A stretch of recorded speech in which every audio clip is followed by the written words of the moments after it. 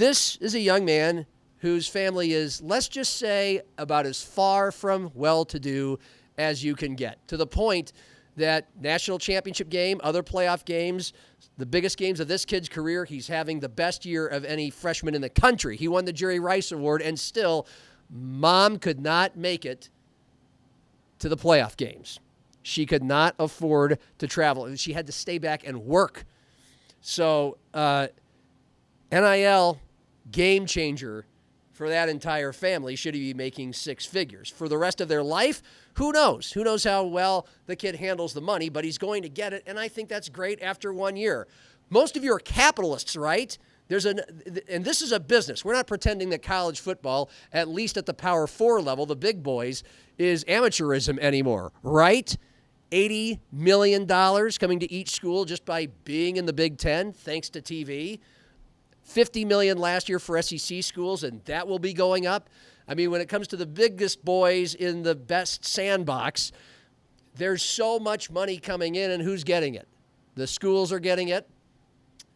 Where's that money going to? The schools aren't paying the players. They can't yet. They will start with ad revenue sharing. That'll be a little bit of the money. So the schools aren't paying the players. Coaches, athletic officials that make a whole lot of moolah at that level, they're not going to take money out of their salaries and their paychecks to pay for their mansions and their second homes to give the athletes a little bit more money. This money is coming from big-time rich boosters. And if there are some rich boosters, let's just say Marty Brown goes to Nebraska because that would make sense. Mom gets to see him play more. He gets life-changing money. I don't know if he will, but, it's a good guess of one of the schools that might get him. But wherever he goes, and let's say it's not Nebraska, his mom has to travel, and now the family can afford to because of those six figures. Well, great. Why are we gnashing our teeth over this? Why is this such a bad thing? That's what I cannot wrap my brain around. What are we so mad at? Of course we need some legislation. Of course we need to pull the reins a little bit back in. But if you're mad, why are you mad? Is it because, let's cut to the chase. It's not because I'm hoping it's not because you don't think these kids deserve whatever they're going to get, because most of you are capitalists. And I am fine with rich boosters who have nothing to do but play with money and pay for college football players to do that. The money right now isn't coming from the schools, from the ticket sales, from the TV, and that's all going to facilities and rich athletic department people and rich coaches, and they already have plenty of money. They've always gotten that money, even though their players are playing a major part in getting them to the point that they are on TV that much and that advertisers are paying that much money to these networks that give it back to the leagues who can have bidding wars for TV stations. The money's out there. People want to watch this. So why shouldn't the players get just a little bit more than plain tickets for their parents to come watch them play?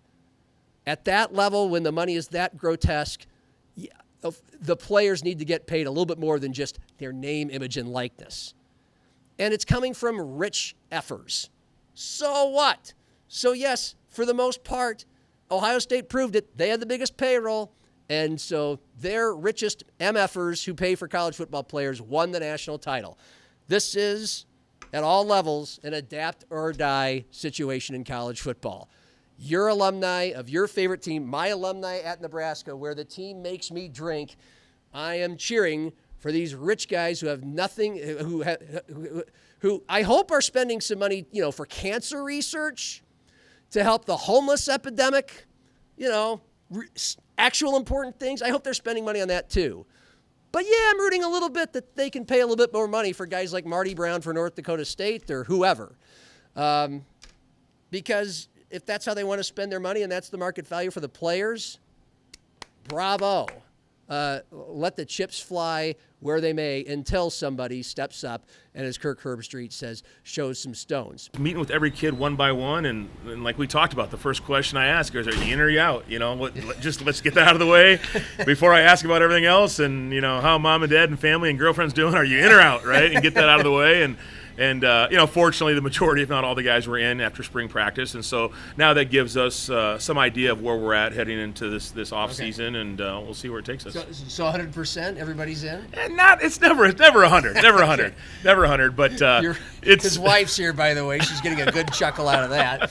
No, it's never, not these days. Not never. these days. Yeah. But we had one young man that was going to no longer be in college and move on and do something else, and another young man that too far from home, right? That stuff, and I think that's the part that gets lost in all the translation. Yes, money and all these things in the transfer portal at Division I, but at our level, sometimes it's just the kid's he's too far from home. He doesn't get home enough, and maybe he's got a girlfriend back home, or maybe he's got other ambitions besides being a business major or whatever, and so for whatever reason, after X amount of time, the University of Sioux Falls maybe isn't the best fit, or whatever university it is, and life moves on, and I think that's important. I've certainly be respectful about their decision and wish them best, and then how do we attack that in our program so that we don't have voids and holes in our roster? How more comfortable and natural do things feel now that it's been 2 years your program? Yeah, it feels. I mean, the actual day in and day out operation 2 years ago feels the same as it does now. There's a routine.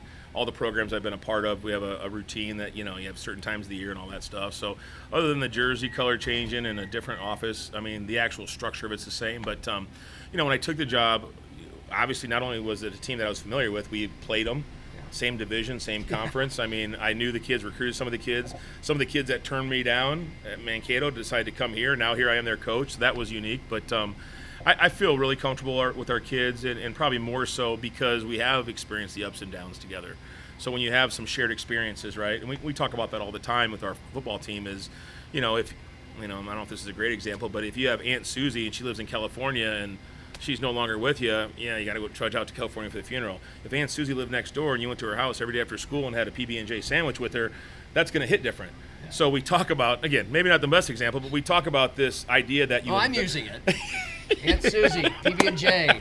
Write that down. Write that down. Okay. But when you have this experience over time and you have these shared highs and lows and you invest in a relationship, it should hurt more.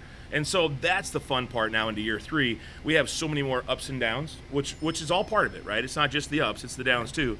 And so now there's a little bit more of a connectivity between us as a football team, the staff, the players. You've been in these kids' homes, you recruited them. But I tried really hard when I first got there not to feel any different towards those kids because they needed somebody to be their coach and care about them. I can't just say, well, I never home visited you. I never saw you play basketball in high school, and I'm just going to get through you until I get my own guys in here. That doesn't work, right? And so it wasn't the kids' fault. It was nobody's fault in general. It's just a matter of this is the process. Here we go, and let's make the most of it. What were some of the other most challenging things about that first year? Trust. Yeah. Do they trust me and my process? Do they trust that I really have the best intentions, or am I just trying to get through this first year till my guys show up? Because that's somebody's senior year. That's somebody's career. And unlike golf or, church league softball or rec basketball at the Y where you can play it until you're 60 or 70, college football with pads and on 22 guys in a field is it's very hard to duplicate, and so you have a very limited window. And so those are the biggest things. And I think the culture that we were trying to establish, it's not, and I love my wife, and she'll tell you this, it's not instant oatmeal, it's a crock pot. Ooh. That's another, this is like, write these down. We got these things written down. Yeah. This is gold. Okay. Copyright this. But that's the truth. And so, man, you just want to go from 0 to 60, but you can't avoid 1 through 59. Like, right? And so that was the biggest thing, I think. And I don't know. I just, they're great kids. They didn't deserve to be in this turmoil and not know who the coach was. There was probably 4 or 5 weeks there was no coach. That kind of, to the point, that's kind of what led to the exodus. But there were some other guys that had reason to leave. I think 3 of the 5 offensive linemen, 1 graduated, 3 went to Division I. The defensive end went to the University of Washington. He's a pretty good player. Zerfi, he was a pretty good player. And if that was my son, and he had a chance to go to the University of Washington and play in the Pac, whatever it was then, the Pac-12, play in the national championship game, I mean, come on, what are we talking about, right? But people will say, well, loyalty. I'm loyal too until I have a chance to go play in Washington Husky Stadium. I mean, that's pretty cool. So understanding that, trust, all that stuff, and then ultimately you have to have some success, and that's probably where this past season, the opener at St. Thomas, that was probably the moment where things really kind of, this does work. Yeah. We walk up there, we play an FCS program, we beat them, and there was a little bit like, we can do this, and it's all like, it all made sense, like it clicked.